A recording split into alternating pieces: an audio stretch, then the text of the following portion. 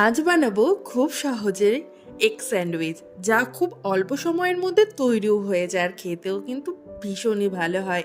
তার জন্য প্রথমেই সিদ্ধ করে রাখা ডিমকে ভালো মতো এভাবে কুড়িয়ে নিয়েছি। তার সাথে নিয়েছি গাজর কুচি আর সামান্য নিয়েছি শসা কুচনো, পেঁয়াজ হালকা একটু ভেজে নিয়েছি, সামান্য লবণ, সামান্য একটু গুঁড়ো দুধ, গোলমরিচের গুঁড়ো, চিলি ফ্লেক্স আর বাড়িতে তৈরি করা এই মেয়োনিজ, যেটা খেতে দুর্দান্ত হয়। রেসিপি কিন্তু অলরেডি পোস্ট করা রয়েছে, তোমরা চাইলে কিন্তু আমি আবার তোমাদের লিঙ্কটা প্রোভাইড করে দেবো বা রেসিপিটা পোস্ট করে দেবো।